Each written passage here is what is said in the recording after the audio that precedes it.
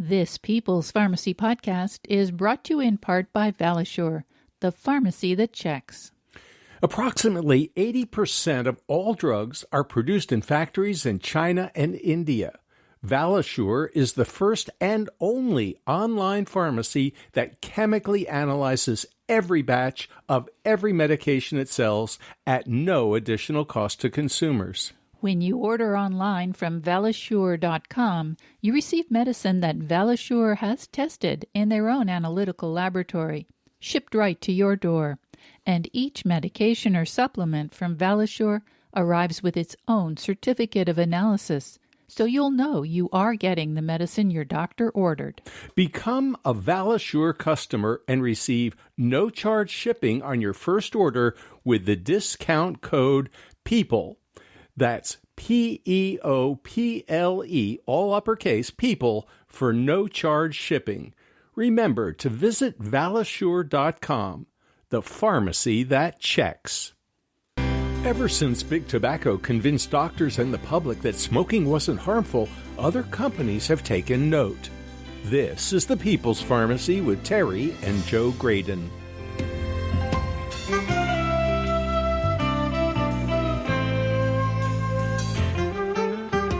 For decades, the tobacco industry was able to ward off anti-smoking policy by claiming that science did not support it. They were able to sow doubt that held up public health policy. The pharmaceutical industry has manipulated science to sell drugs. Sales representatives downplayed the risks of narcotics. How much did that contribute to the opioid epidemic? Industries from agriculture and food to pharmaceuticals have exploited the concept of junk science to discredit independent studies. Coming up on the People's Pharmacy, dark money and the science of deception. In the People's Pharmacy health headlines, public health officials around the world are bracing for a second wave of coronavirus cases. It may be happening sooner than most people imagine possible. South Korea reports that it may already be in the middle of a resurgence after a May holiday. The country has been praised for its quick and thorough response to the pandemic, which had reduced cases dramatically. Since relaxing social restrictions, however, South Korea has seen a rise in clusters of COVID-19 infections linked to clubs and amusement parks. A similar pattern is playing out in some European countries.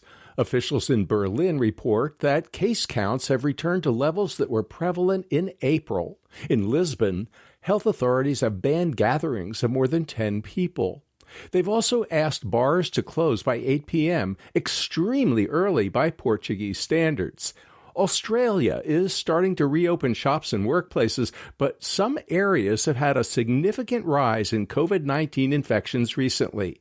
The state of Victoria is extending emergency lockdown regulations, and the state of Queensland has declared the city of Melbourne a hotspot. The United States is also seeing surges in COVID-19 cases. Many states are relaxing restrictions, and some report serious spikes of new cases. Arizona, California, and Texas are all breaking previous daily records. California and Texas have both had more than 5,000 cases in a day. Arkansas, Missouri, Nevada, North Carolina, South Carolina, and Tennessee are also experiencing new highs. In Florida, there has been a worrisome increase in cases among younger people. Nationwide, the number of new cases jumped by 25% last week. During the lockdown, many Americans have delayed medical care. According to Kaiser Health News, almost half have postponed or just skipped scheduled visits and procedures. 9 out of 10 did not report serious complications as a result. A drop in emergency visits, on the other hand, has led to more heart attacks at home, where people can't get the life-saving care they need. A study in JAMA Cardiology reports that from March 1st to April 25th, there were almost 10 times more heart attacks outside the hospital in New York City than during the same period in 2019. According to the authors, quote, more than 90% of these excess cases resulted in out-of-hospital deaths. No matter how reluctant people may be to seek medical care during this pandemic, symptoms that signal a heart attack or stroke require immediate emergency care. Bayer has reached a $10 billion settlement with tens of thousands of people who have sued the company, claiming that glyphosate caused their cancers. This weed killer is sold under the brand name Roundup. In a separate legal proceeding, the company won relief from California's requirement that there be a warning about cancer on the product's label. The U.S. Federal Appeals Court ruled that the state's labeling requirement was not adequately supported by regulatory findings. If the state of California had won, all glyphosate products sold in the state would have had to carry a warning that the products are known to the state of California to cause cancer. An appeals court in Missouri reduced the damages to be paid by Johnson & Johnson to women who sued the company. The women claimed that using the company's baby powder containing talcum contributed to their ovarian cancer. Talcum powder is derived from talc, a mineral consisting of hydrated magnesium silicate. Many talc mines also contain asbestos, and consequently some talcum powder has been contaminated with this carcinogen. A previous court had awarded the plaintiffs more than $4 billion in 2018. 11 of the 22 plaintiffs have died since then. The Missouri decision reduced the award to $2.1 billion. Johnson & Johnson announced that it's considering taking this case to the Supreme Court of Missouri. An additional 19,000 plaintiffs have pending lawsuits against the company. In May, J&J said it will stop selling baby powder containing talc to U.S. and Canadian customers. It will continue to sell powder with cornstarch as the primary ingredient. And that's the health news from the People's Pharmacy this week.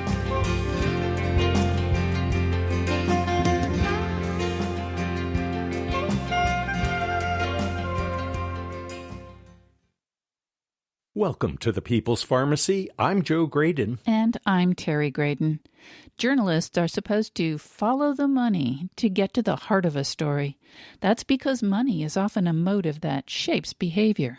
Although we like to believe that science is objective and transparent, there have been instances when data has been manipulated to downplay risks to public health. Such was the case with the tobacco industry, which maintained for years that science did not conclusively demonstrate the hazards of smoking. To better understand how many other industries have emulated the big tobacco playbook, we're talking with Dr. David Michaels. He's professor of environmental and occupational health at the George Washington University Milken Institute School of Public Health. He served as Assistant Secretary of Labor for the Occupational Safety and Health Administration, OSHA, from 2009 to 2017, the longest-serving administrator in the agency's history.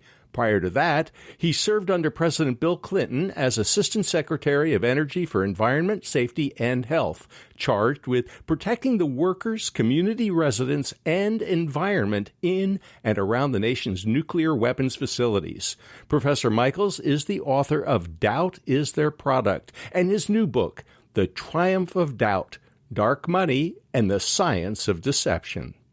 Welcome back to the People's Pharmacy, Dr. David Michaels. Well, it's great to be here. Thanks for inviting me back to the show.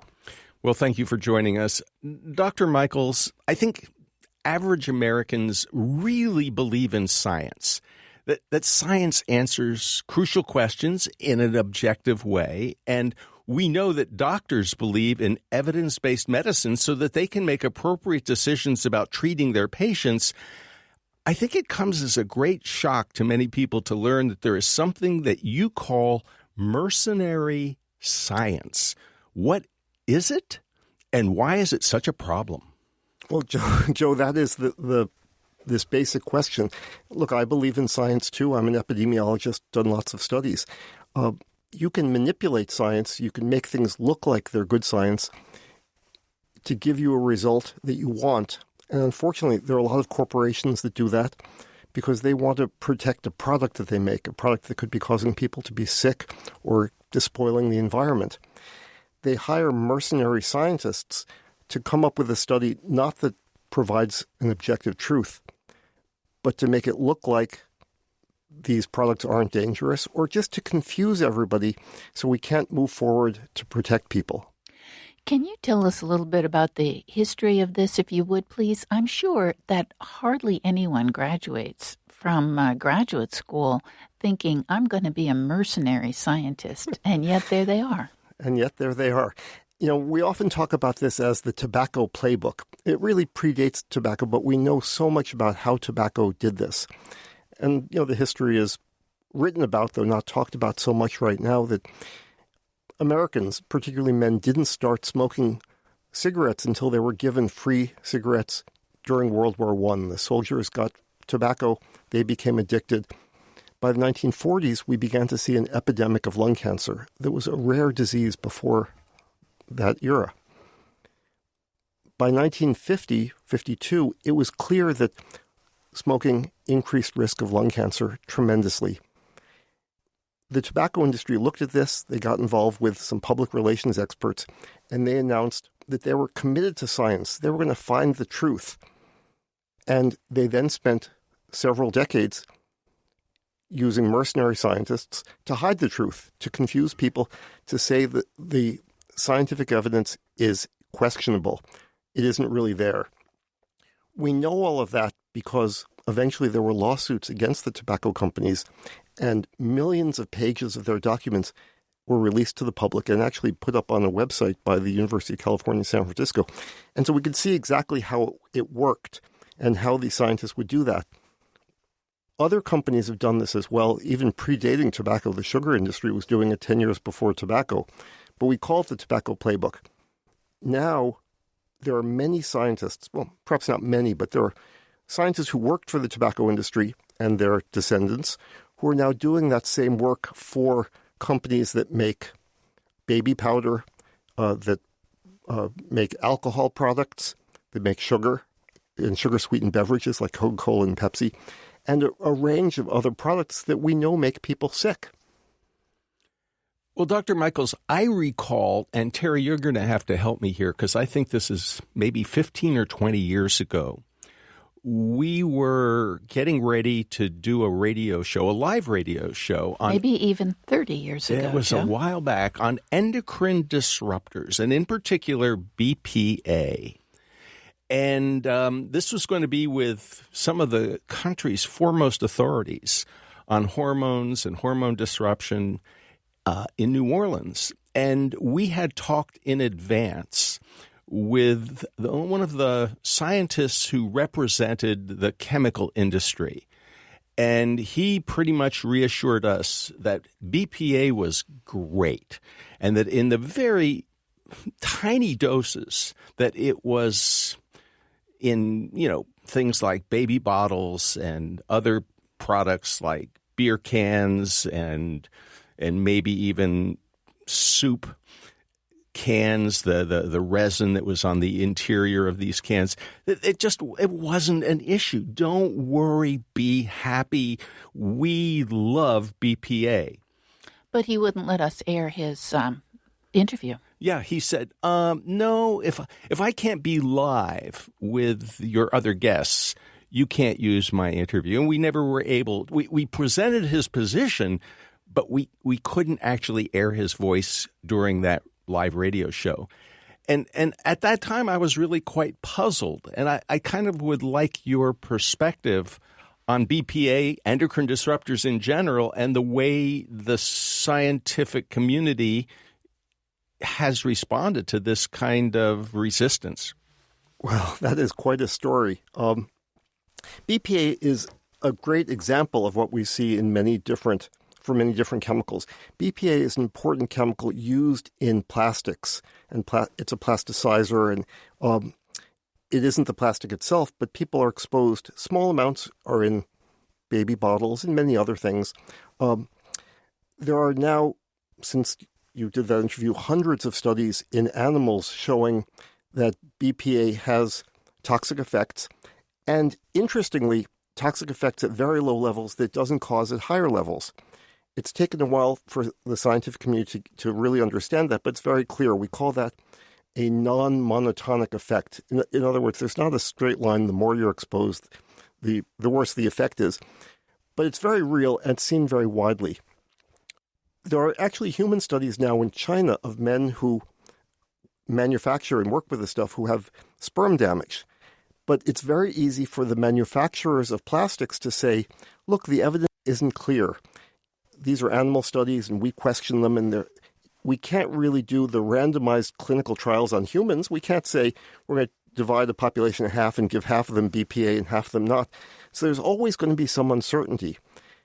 What most people in the scientific community say is, look, we are seeing an effect. We don't understand exactly what the effect is because we're only looking at animals. We can't really study it in humans. But given this effect, we should reduce exposure as much as possible and preferably eliminate this chemical. And that's the debate, because the folks who use BPA and manufacture BPA will hire some scientists who will say, no, there's too much uncertainty. We need more research. And that's the classic debate. Well, as we understand it, regulators in Europe address these questions differently from regulators in the U.S., and they use something called the precautionary principle. Could you tell us what that is? Yeah, that's a very common sense idea that unless we know something isn't going to hurt you, we shouldn't expose people to it. You know, the flip side, the principle we use in the United States is what I used to call, when I ran the Occupational Safety and Health Administration, the body in the morgue method. U.S. agencies are handcuffed. They can't do anything until we show that people are already being adversely affected, in some cases killing people. Then if you step in to try to stop the exposure, first it takes a long time, but many people have gotten sick and many more will get sick even if you're successful in stopping the exposure. So the precautionary principle is a really important basic idea that says, let's take the best available evidence. It may not be perfect, but if we have indications that something may be causing, a toxic effect, let's stop exposing people. Dr. Michaels, one of the things that fascinates me is that when there is a potentially toxic compound like BPA, quite frequently the manufacturers come up with what they refer to as substitutes, different chemical cousins of that compound. And they say, BPA free. Hey, everything's fine and dandy. It's safe. Even though the new compound, the substitute, might not have been very well tested. Why aren't regulators sharper than that? Why aren't the referees who have to make decisions about safety, why aren't they requiring tests before they allow the substitutes on the market? Well, this is exactly the problem you just raised. In Europe, there's the basic model, the precautionary principle. It says no data, no market. You can't sell the product unless you can show through studies, usually animal studies, that it's not causing those same effects. But we have it backwards here. Our regulatory system applies rules that we use in the criminal justice system. It says products are innocent until proven guilty. And that's fine for people, and you certainly want to protect the rights of people who are accused of crimes, but not of chemicals that could be causing serious damage. They shouldn't have the same rights. We have to end the presumption of innocence of toxic chemicals. You're listening to Dr. David Michaels. He's professor of environmental and occupational health at the George Washington University Milken Institute School of Public Health. He served as Assistant Secretary of Labor for OSHA from 2009 to 2017. Professor Michaels is the author of Doubt is Their Product and his new book, The Triumph of Doubt, Dark Money and the Science of Deception. After the break, we'll find out how some patient advocacy groups are underwritten by the pharmaceutical industry.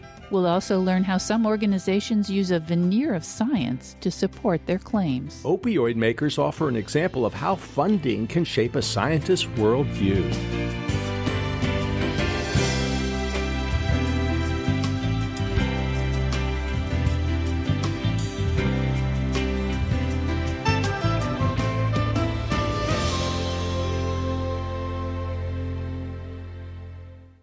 You're listening to The People's Pharmacy with Joe and Terry Graydon.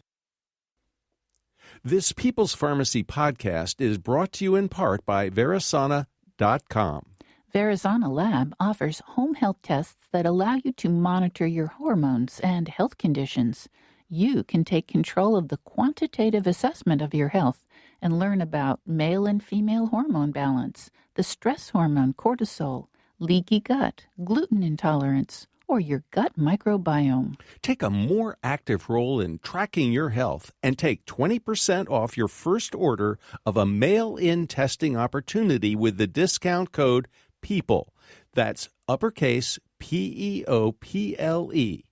To learn more, go to verisana.com. That's VERISANA.com. The People's Pharmacy podcast is supported in part by CocoVia. CocoVia cocoflavanols support both cardiovascular health and cognitive function by promoting healthy blood flow. That transports oxygen and nutrients to vital organs and muscles, including your heart and brain. CocoVia now comes in an even more concentrated formula with 450 milligrams of cocoflavanols, 5 times more than the leading dark chocolate bar and 15 times more than the leading cocoa powder. CocoVia has a proprietary process that preserves cocoflavanols at the highest levels. The product undergoes rigorous testing at every stage to guarantee the highest level of cocoflavanols per serving and to provide the purest, highest quality product possible.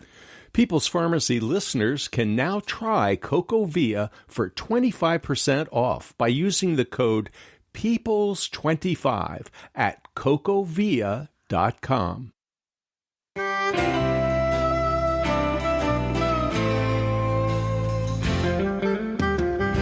Welcome back to the People's Pharmacy. I'm Joe Graydon. And I'm Terry Graydon. The People's Pharmacy is brought to you in part by Kaya Biotics, probiotic products made in Germany from certified organic ingredients, KAYA Biotics.com. And by CocoVia, maker of high-potency cocoflavanol supplements that support cognitive and cardiovascular health. More information at cocovia.com. Also by Verisana, an analytical laboratory providing home health tests for hormones, gut health, and the microbiome. Online at verisana.com. Today we're discussing how industry sometimes manipulates science to downplay risks to public health. Pharmaceutical firms have been known to give doctors grants, consulting fees, and honoraria to influence their colleagues and encourage them to prescribe specific products, including narcotic painkillers. How much did this contribute to the opioid epidemic? Our guest, Dr. David Michaels, is professor of environmental and occupational health at the George Washington University Milken Institute School of Public Health. He served as Assistant Secretary of Labor for the Occupational Safety and Health Administration from 2009 to 2017, the longest-serving administrator in the agency's history. Professor Michaels is the author of Doubt is Their Product and his new book, The Triumph of Doubt, Dark Money and the Science of Deception. Dr. Michaels, your book, The Triumph of Doubt, is subtitled Dark Money and the Science of Deception. Please tell us, what is dark money?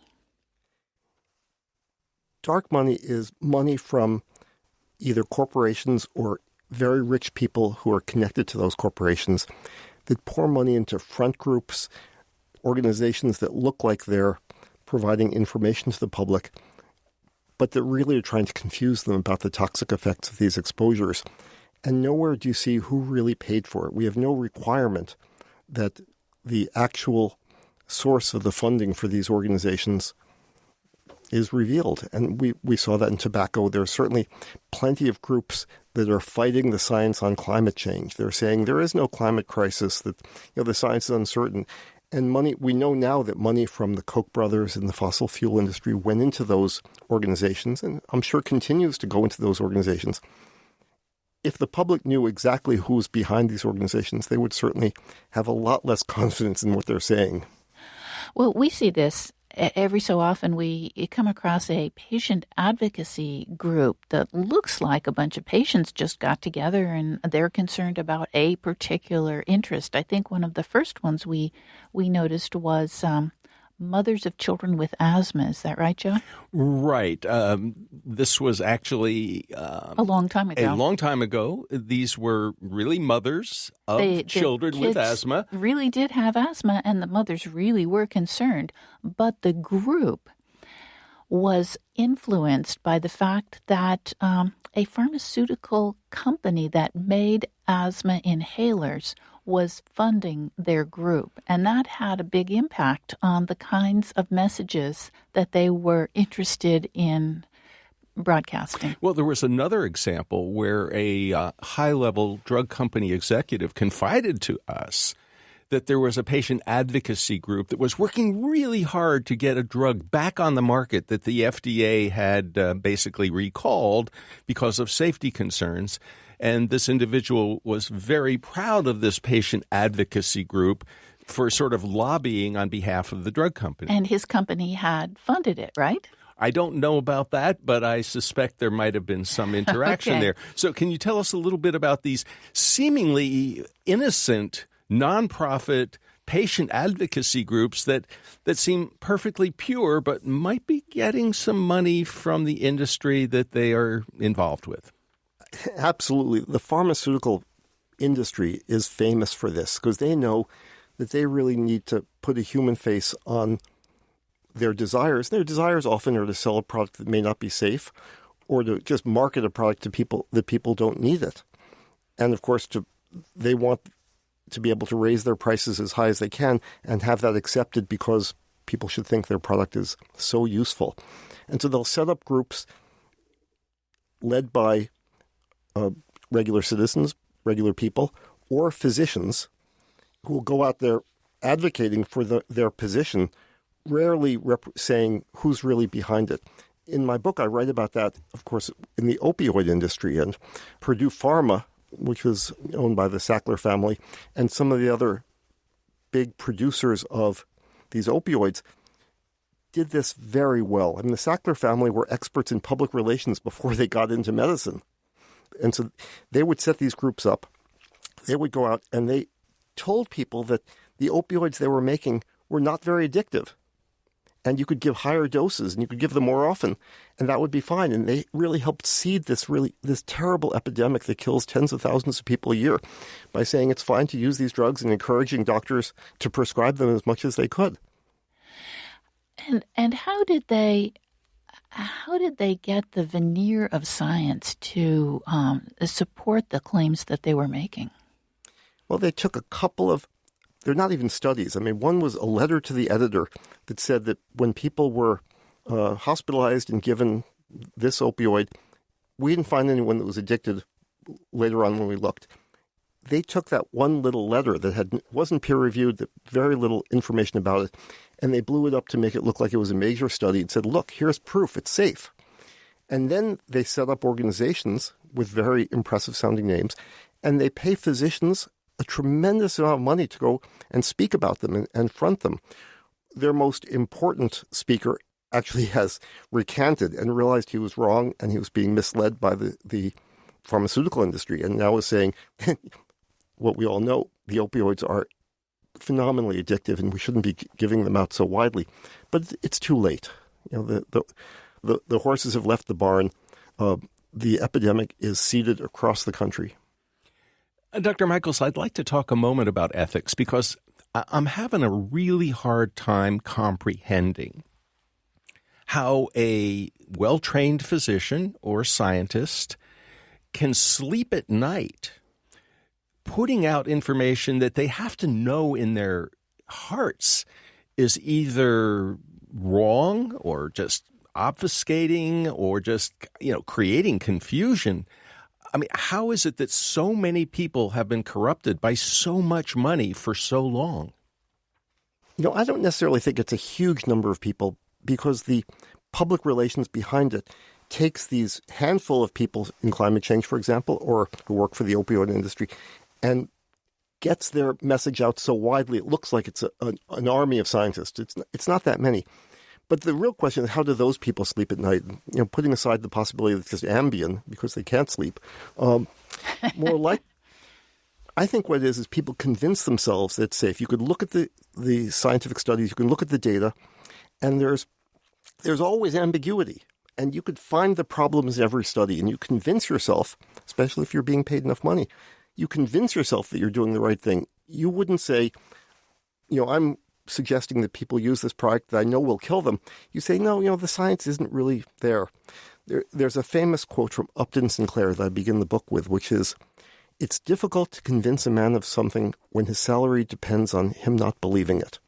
And there are a lot of examples of that where they clearly got it wrong. And when we looked at the studies later on, everything said that their vision was clouded by this financial relationship. Well, we've talked a bit about the tobacco industry, and we've talked a little bit about the pharmaceutical industry when it comes to the opioid issue. What are some of the other areas where this has happened? Give us some more examples, please. Well, certainly one that's in the news every day is asbestos contamination of baby powder. Baby powder is a product that all of us have used, if not as baby powder, as body powder. Talcum powder is a mineral product, talc. It's mined, and in those mines almost always is asbestos. Asbestos causes lung cancer and other types of cancer. You don't want to be exposed to any amount of it. But we've known for more than 40 years that talcum powder can be contaminated with asbestos because it comes from the same mine. The talcum powder cosmetic personal care industry, led by Johnson & Johnson, has spent more than 40 years trying to push government agencies not to acknowledge that there is asbestos in talcum powder. And it dates back to the 1970s. One story I tell in the book is about the National Toxicology Program, which is a branch of the U.S. government that designates exposures as whether or not they cause cancer. And I know that program well because I chaired the executive committee when I was in the government, and now I'm on their board of scientific counselors. I've seen documents where Johnson & Johnson and their trade association and the talc miners hired some of the same experts who worked for tobacco to make sure that the National Toxicology Program didn't designate talc as causing cancer. What's amazing when you read these memos, and they're all linked in the book, they're on the web, one of the quotes that when I first read my jaw dropped said, essentially we have to raise concerns about all these studies, time to come up with more confusion. And that's what they did. They said the data are too confusing, let's not do anything. Of course, we now know that there's inevitably the risk of asbestos contamination. Johnson & Johnson just had to recall 33,000 bottles of baby powder because one of their labs actually found asbestos in the baby powder, though J&J says it's from an air conditioner, not from the mine. But women with ovarian cancer have sued Johnson & Johnson, alleging that their ovarian cancer was caused by this asbestos exposure. There are plenty of studies looking at this question, and many of them have found women who used baby powder are at greater risk for ovarian cancer. And just as an aside, baby powder and body powder were marketed widely to women as a personal care product, in addition to use for their babies, for them to use for personal hygiene, and particularly aimed at African-American women. So these women developed ovarian cancer. They sued Johnson & Johnson, and when the jurors saw these memos, they issued a $4 billion punitive damage award against Johnson & Johnson because it was so striking that J&J had hired these scientists essentially to say, there's too much confusion. You can't move forward. If we had known, if there had been a label on baby powder for many years saying this could cause cancer, people wouldn't be using it so liberally. They wouldn't be breathing it. And we could have more people alive today without cancer as a result. Well, exactly. Because when the National Toxicology Program was first set up, there were already questions about the potential toxicity of the asbestos in the talcum powder. As I understand it, had we proceeded then with what we knew then, instead of allowing all the doubt to cloud people's decisions. And that's not just talcum powder. That holds for probably a lot of the things that we have been concerned about when it comes to tobacco. My father quit smoking in the 1950s because there was at that point a hint that smoking was bad for your health. And I was a little kid. I was about 5 or 6 years old. So in the early 1950s, he was a scientist, and he said, this looks like a problem, and he quit. But most people who were smoking at that time didn't, because the evidence for smoking was dragged out until at least the late 1960s, before the Surgeon General said, yeah, we've decided it really is bad for you. You should quit. They fought even longer. They kept trying to say the evidence is in question. They even claimed that they didn't think nicotine was addictive, though they would manipulate the levels of nicotine to keep people addicted to the drug, which is tobacco. So we have big tobacco, we've got big pharma, and the other bigs, I think, also are engaging in this type of behavior as well. So we have big ag and big food. And when it comes to big agriculture, one of the topics is glyphosate, an herbicide called Roundup that, because it is used so widely, actually ends up in our food. And there has been a lot of debate about whether or not this is actually bad for people. Can you fill us in on that at all? I certainly can. I mean, glyphosate is becoming very widely used because it's used on genetically modified organisms that are modified so glyphosate doesn't kill them but kills everything else. So it's a powerful weed killer. It kills all plants other than the plants that have been modified to be glyphosate safe. Some years ago, 4 or 5 years ago, the International Agency for Research on Cancer, which is a branch of the World Health Organization, designated glyphosate as a probable carcinogen based primarily on animal studies that showed exposure to glyphosate increases risk of cancer. And there's some human evidence, and the studies in humans are much harder to do, and there's some debate over that. But the animal studies are powerful, and that's what led to this designation. Glyphosate at the time was produced by Monsanto, and what Monsanto ran a scorched earth campaign against the scientists, against the International Agency for Research on Cancer, hiring a bunch of these mercenary scientists to do report after report, paper after paper, attacking IARC, claiming that glyphosate was safe. Again, in court cases, it came out that Monsanto was ghostwriting a lot of those papers. They used some of the same researchers in the same companies that worked for tobacco. And again, Monsanto, now owned by the German pharmaceutical company Bayer, may be paying the price for that sort of really unethical behavior. There have been a number of suits, primarily in California, of workers who were heavily exposed to glyphosate who developed non-Hodgkin's lymphoma, like the cancer of the lymph system. The jurors have found the evidence to be compelling enough to say that their disease was caused by the exposure, and in several cases gave hundreds of millions or $1 billion in punitive damage against Monsanto because they looked at this campaign, they looked at the memos, and you saw what they said. So Bayer now is worth about the same amount of money in terms of their stock, their shareholders, as they paid for Monsanto a couple of years ago. But I think Monsanto or Bayer and Johnson & Johnson, which has been hit by these big lawsuits, they're the exceptions. For the most part, companies get away with doing this sort of thing. No one's identifying it. And that's really one of the reasons I wrote this book. You're listening to Dr. David Michaels. He is professor of environmental and occupational health at the George Washington University Milken Institute School of Public Health. He served as Assistant Secretary of Labor for the Occupational Safety and Health Administration from 2009 to 2017. Professor Michaels is the author of Doubt is Their Product and his new book, The Triumph of Doubt: Dark Money and the Science of Deception. After the break, we'll talk about pesticides and regulations. Bayer has just settled with tens of thousands of people claiming that Roundup gave them cancer. The price tag? $10 billion. What happens when an industry captures its regulatory agency? Did the FAA let down its guard when it came to approving the Boeing 737 MAX? We'll find out how we can protect ourselves from mercenary science.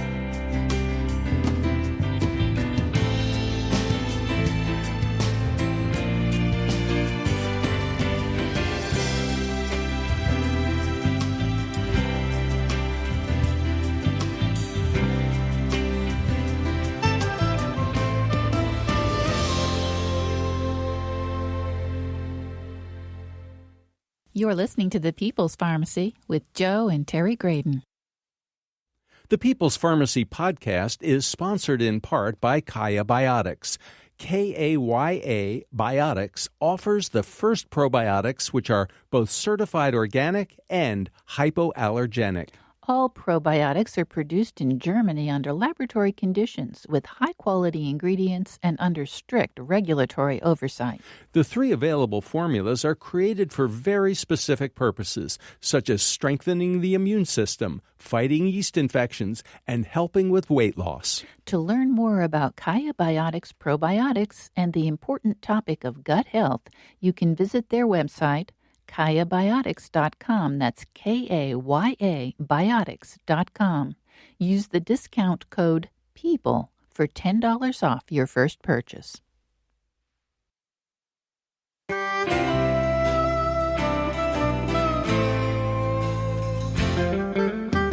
Welcome back to the People's Pharmacy. I'm Terry Graydon. And I'm Joe Graydon. The People's Pharmacy is brought to you in part by Verizana, an analytical laboratory providing home health tests for hormones, gut health, and the microbiome. Online at verisana.com. And by CocoVia, the maker of high-potency cocoflavanol supplements that support cognitive and cardiovascular health. More information at cocovia.com. Bayer, or Bayer as they say in Germany, has just agreed to pay $10 billion to settle claims against glyphosate, sold under the brand name Roundup. Johnson & Johnson is also in the midst of legal battles over its talcum powder because of concerns about talc and ovarian cancer. A Missouri appeals court on Tuesday reduced the damages to just over $2 billion in a class action suit involving 22 women. An additional 19,000 plaintiffs have pending lawsuits. We're talking with Dr. David Michaels, professor of environmental and occupational health at the George Washington University Milken Institute School of Public Health. He served as Assistant Secretary of Labor for OSHA from 2009 to 2017. Professor Michaels is the author of Doubt is Their Product and his new book, The Triumph of Doubt, Dark Money and the Science of Deception. Dr. Michaels, the discussion about pesticides brings up regulation, especially the difference between European regulators and American regulators, and why they've been a lot more stringent, a lot more careful about some of the products that they allow on the market there than here. Can you give us a little insight, especially about pesticides? Well, pesticides in some ways is an extreme example because the European regulators are pretty good. They look at the evidence, and there's powerful evidence. We're not talking about the precautionary principle here. A lot of the widely used chemicals like pesticides, there's one, for example, called chlorpyrifos, which has been banned in Europe for years. Chlorpyrifos causes neurological damage in children. Neurological development is affected by it. It's widely used. It's on many of our crops. The EPA, which traditionally didn't ban many pesticides, announced that it was going to ban this pesticide at the end of the Obama administration. One of the first things the Trump administration did was reverse this and say it's okay. Dow Chemical and the other manufacturers can just keep making the stuff and we'll keep spraying the stuff. It affects all of us because it's in our food in small amounts, but it really affects farm workers and their families because they get sprayed with this, and it's having an impact. The studies are there. Fortunately, there's organizing around the country around these chemicals. California, after people and environmental groups and consumer organizations gotten together and really demanded it, has announced they're banning this chemical, this chlorpyrifos. And so the manufacturer, the primary manufacturer, it's called Corteva, which is Dow and DuPont merged, and that's their pesticide company. They've said they're going to stop selling it really because the market has changed. They're not stopping because it's making people sick. But we have to embrace what the European regulators are doing here. We believe what industry says. We defer to them far too much. When they bring in studies, which I think many times are questionable, the regulators say, well, we can't do anything. In Europe, these pesticides are banned, and we should be doing the same thing here. Dr. Michaels, in fact, we have the impression, which may not be accurate, that many of our regulatory agencies have been captured by the industries that they're supposed to be regulating. And I'm thinking in particular of the FDA, which doesn't tell people very much about the drugs that they are approving because those things are, quote, proprietary secrets. Is there anything to agencies being captured, and is there any way for governmental agencies to uncapture themselves? Boy, it is a big problem. Regulatory capture is something we've seen, for many decades. It happens easily when a regulatory agency gets too close to the industry that it has to regulate. And, the agencies are underfunded. They need expertise. In many cases, they rely on the industry. In some cases, industry people come work for a few years at the agency and then go back. They get their ticket punched and they can make a lot more money at the industry. And more importantly, the heads of many agencies, when they leave the agency, go quadruple their salaries working for the industry. So the other people in the agency say, well, I might do that too. I'm going to be nice to this industry. So it's a very important issue. We have to end the revolving door. We also have to pay our regulators far more money. So they don't have some incentive to go work for the private sector because we don't pay them enough now, and we have to make all of their work very transparent. It's still going to be a problem, and we maybe what we need is some other agency to go and look at each of the agencies and their relationship to the industry they regulate, because we see that the problem you raised across the board. Well, Dr. Michaels, I remember when the Boeing, the 737 MAX debacle occurred, and we learned that the FAA had kind of approved the process without the kind of oversight that we would have liked. And I think there was quite a bit of outrage from the American public and the media, but we don't seem to have the same degree of outrage when it comes to things like the EPA or the FDA or other regulatory agencies and this revolving door where people have this very close relationship to the industry that they're presumably regulating. Well, first of all, you're being generous with the FAA. The FAA outsourced their safety oversight to Boeing. And exactly, which seems wrong. Yes, and and the FAA was acknowledged the problem. They say we're underfunded, we're under-resourced, we can't do this. Rather than Congress saying, make Boeing give you a lot more money so you could do the real oversight, they're saying let Boeing do it. That's a warped model. So the first thing we have to think about is, how do you pull that back, and how do you to build the regulatory agencies so they can do it? I think the outrage about Boeing, though, and the 737 MAX came from the very acute problem of, jets falling from the sky and killing hundreds of people, where the lack of regulation or the industry capture of the FDA Food Office, for example, which really doesn't do very much, or the Cosmetics Office, or EPA's Pesticide Office, the effects of that industry capture aren't so clear. It doesn't make the front page of the news, and so there's less outrage. Well, that's an issue I want to get into shortly. Where is the outrage, and why hasn't the media been more vigilant? But I think everybody could relate to those airplanes crashing because they could imagine themselves being on that airplane. And I think our listeners relate best to stories. Could you tell us a little bit about silicosis and Alan Ward, because you got to know him personally, and that may help people understand the gravity of the situation. Well, that's right. OSHA regulates workplaces, and it's a small agency. It's a weak and underfunded agency. I ran it for 7 years, and I was the first to say, this is an agency that's far too weak. But one thing that I was able to do is finish and issue a regulation protecting workers who are exposed to silica in the workplace. Silica is like sand, but much smaller. It's in, every construction site. When you see someone using a power tool on cinder block or brick, or someone using jackhammer in the street, the dust that accumulates is silica dust, and silica dust can cause silicosis, which is a terrible disease of the lung and greatly increases risk of lung cancer. As we were working on this, I got to know Alan Ward, who worked in a foundry in Buffalo, New York. And foundries use sand to make shapes that molten metal gets poured into. And he would break up those molds, and he was exposed to silica when the sand broke down. And he couldn't walk the mile from his work to his home. And he was 49 years old.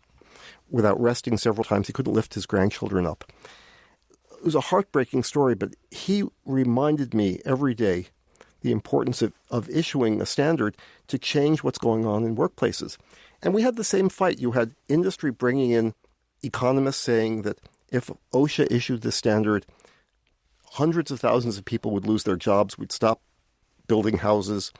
They brought in mathematical modelers and statisticians that made claims like that we hadn't shown, and this is true, they actually said, we hadn't proven that silica causes silicosis, which is the one thing that causes silicosis is silica.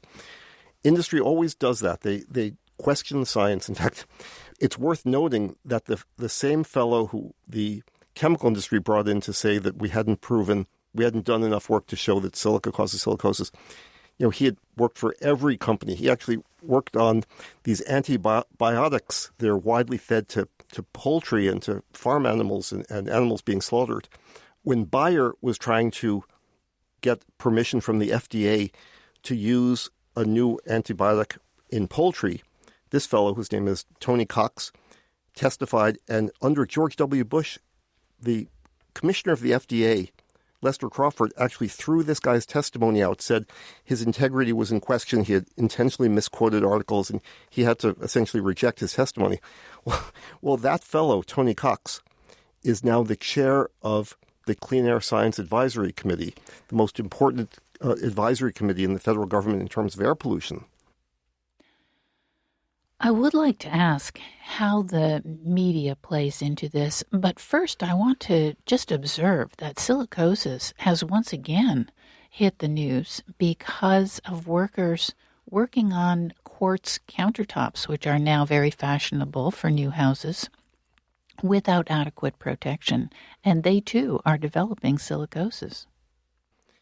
That's right. In fact, we've had several deaths, and many of these workers develop very severe silicosis. In other countries, there are dozens and dozens of people with silicosis who have had to get lung transplants. It could be going on here, but no one's really looking for the problem now. I've been very disappointed with the Occupational Safety and Health Administration under the Trump administration. We focused very greatly when I was there on silica and preventing silicosis. Unfortunately, even though we issued a new standard, for almost 3 years, OSHA has not followed up on a program to visit those workplaces where people are heavily exposed to silica. But clearly, we are going to see many, many more cases of workers in these artificial stone workplaces developing silicosis unless we really do something now. Dr. Michaels, you do suggest that we, the media, are in some ways contributing to the problem. Could you expand on that, please? Yeah, for many years, the media always had this sort of what we call both-siderism, this idea that every story has more than one side. And they would talk to someone who's pointing out a problem in the science or saying this exposure, this drug, this chemical causes illness, or greenhouse gases are changing the climate. And they would always find someone on the other side, even if they weren't reputable and they were paid by the companies that made the products. They had severe conflict of interest. They'd say, well, on one hand, you have these very respected scientists saying something, and on the other hand, you have this scientist saying it, but they wouldn't. By doing that, it just confuses the public. It says, well, scientists, they don't really know what to think. There's disagreement. People throw their hands up. They become cynical. They have less faith in science. I think that's starting to change. Certainly because of climate change, the media has really gotten hip to this idea that the fossil fuel companies are paying a handful of pretty disreputable scientists to always raise this question. So why even give them space in the newspaper or on TV? But for most things, they still go back on the old formula. If someone is making a point, find someone to make the opposite point and put them both into the article. And that's wrong. They need to really dig down and say, why is this person saying this and who's paying their salary? What have they said before? Did they work for tobacco? Did they work for the fossil fuel industry? Because if they did, that really raises questions about their integrity and their science. Dr. Michaels, where is the public outrage? I mean, I think back to Upton Sinclair. I think back to some of the muckrakers around the turn of the century, and I'm talking about, more than 100 years ago. And the articles that were written in the newspapers stirred up the public to such an extent that they forced government to make change, whether it was in the meatpacking industry or whatever. I'm not seeing that same degree of public outrage today. And regulators and legislators, they seem to, if the public doesn't care, we're not going to do anything. No, I think that's right. I think part of the problem is it's easy to confuse people and to say, well, we can't really see the effects of these exposures, or you see them in people, but the same health problem that you see, the same ovarian cancer caused by exposure to asbestos and talc, the same lung cancer caused by exposure to diesel exhaust particulates, could be caused by something else. And so the industry knows how to play that, how to play it with the media, how to play with regulators to say, there are too many questions, we can't move forward. And we haven't had a rethinking, a reimagining of this whole system of protecting people. And so we're stuck in this old system. And people are busy. They could read an article or hear a report on the radio about one particular chemical, but they don't look at the whole system and how the system is failing, how the system has to be redesigned. So they can be angry about BPA, for example, and when they shop, they will reach for the non-BPA water bottle. Of course, they don't know what's actually replacing BPA in that water bottle, and the government doesn't insist that we learn about it before we use it. But they make choices driven by what they know, but they don't demand that the system change. Dr. Michaels, we frequently hear from scientists that they need more research. In fact, it's like we always need more research. It's sort of the standard last line of the conclusions on your article. More research is needed, and of course it is. But at what point can you actually draw a conclusion or take action, even if more research is needed? Yeah, I think there are two different parts of that. The first is what regulators have to do is make decisions on the basis of the best available evidence. And so you look at the gravity of the situation. If your research suggests that you could have something very serious happen unless you take some precautions, you should be taking that precaution. The best example, I think, is the requirement that you turn off your cell phone when airplanes are landing or taking off. There's limited evidence that could have an impact, but who wants to find out if it's going to cause enough damage to the communication systems that could lead to actually a jet crashing? So we make the precaution there, but we don't do that very widely, especially when there are powerful industries that stop that. The other thing, though, is to answer that question right, we need different evidence, or we need a different system to develop evidence. Right now, much of the research that goes into understanding the negative impacts of chemical exposures, food, drugs, etc., is paid for by the industry. And it's often of questionable value, or the interpretation is in a way that is influenced by financial conflict of interest. take e-cigarettes, for example. We don't know what the long-term effects of breathing in this mixture of oils and fragrances and flavors and nicotine. We need good long-term research on that, but would you trust a tobacco company to do that research? No, we need to make sure that companies fund research, but they don't control it. So we need a different research infrastructure that collects money that says if you want to sell a product, you have to pay for the research, but you can't control who does the research, how it's done, and who interprets the results. And if we move to that sort of system, I think we'd be much better off and be able to make decisions based on a much better understanding of the real effects of these exposures. Dr. Michaels, we've talked a bit about tobacco. We've talked about opioids in the pharmaceutical industry. We've talked a little bit about pesticides and herbicides, but what about sugar? It's in the food we eat, and there's growing evidence that our consumption of sugar has a profound impact on our health. The sugar industry has been running what we call the tobacco playbook even before tobacco. In fact, one of the memos I talk about in the book, there's a letter from the guy who was the head of the Sugar Research Foundation who wrote to the tobacco people in 1954 saying, look, for years I've been helping the sugar industry refute claims that sugar increases risk of diabetes and other diseases. You really need me. More recently, it's become very clear that sugar-sweetened beverages are a significant problem. They provide empty calories. There's no nutrition.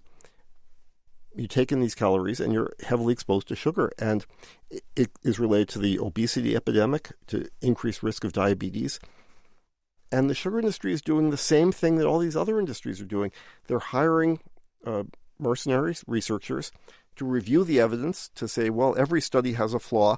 And when you look them all together, there just really is no evidence that sugar or sugar-sweetened beverages are increasing, and you can name the disease.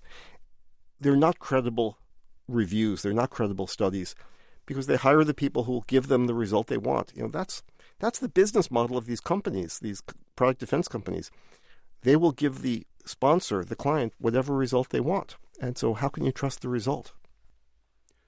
Dr. Michaels, in the world of the pharmaceutical industry that we observe, virtually all of the research on the medications that we take is undertaken by the industry itself. There are relatively few, some, but not many, studies that are paid for by the federal government. There are questions about conflict of interest, but for the most part, they're ignored because everybody goes, well, the only folks who will pay for this is the industry itself. How do we get a grip on the potential conflict of interest when it comes to our pharmaceuticals? Yeah, it's a tough problem. I mean, I think the first thing to take on is separating out the production of the research, which also should be done independently, but that'll take a while to get to, from the interpretation of the research. There's clear evidence that two people can look at the same data and come up with opposite conclusions based on who's paying them. And so we have to make sure that if a drug company is producing a product and testing it, their interpretation isn't what's important. We need to hire the best people and keep them independent of those companies to do the interpretations, to look at the literature overall, to look at the raw data that's coming in from those companies and say, what's really going on here? Dr. Michaels, we've heard the expression, well, everything causes cancer. I don't believe any of it. I'm not going to worry. Be happy.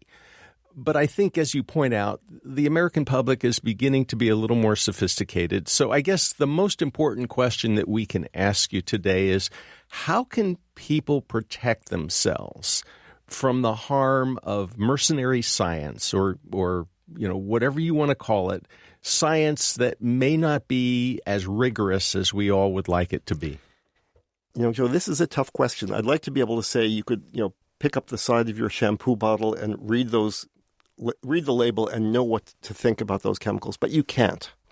That's the job of the government because the individual can't do that. They can't know whether the drug is safe or whether the side effects are so powerful. When I tell people there are two things you should be doing, one is to vote and the other is organize. You've got to get involved in this to demand that our government protect us. And support the science organizations, the environmental organizations, the consumer organizations that are leading this fight, because you can't do it yourself. We have to all come together and say we need a strong regulatory system with integrity. The EPA is really it's hemorrhaging people. The budget's been cut. They're not doing very much enforcement. They're rolling back regulations. It's true across the board. But we can't forget that even under the Obama administration previously, it wasn't very good.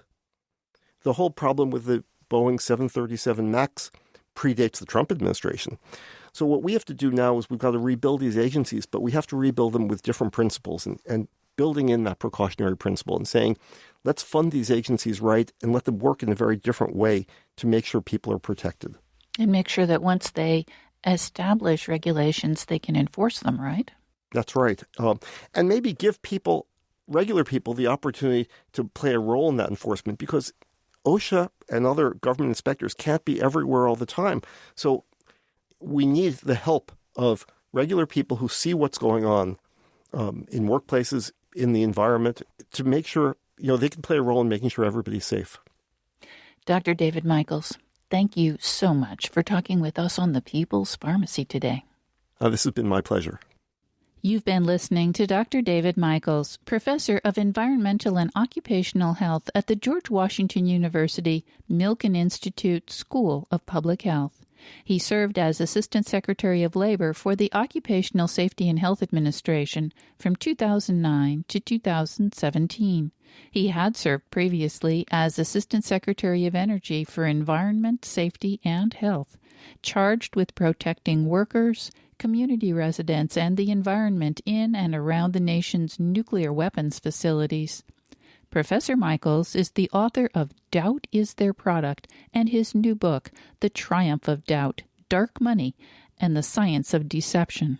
Lynn Siegel produced today's show. Al Wodarski engineered. Dave Graydon edits our interviews. The People's Pharmacy is produced at the studios of North Carolina Public Radio, WUNC. The People's Pharmacy theme music is by B.J. Liederman. The People's Pharmacy is brought to you in part by Verizana, an analytical laboratory providing home health tests for hormones, gut health, and the microbiome.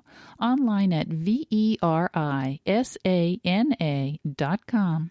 And by CocoVia, offering plant-based nutrients in the form of cocoflavanols for brain and heart health. Online at cocovia.com. If you'd like to buy a CD of today's show or any other People's Pharmacy episode, you can call 800-732-2334. Today's show is number 1218. That number, 800-732-2334. You can also place the order online at peoplespharmacy.com.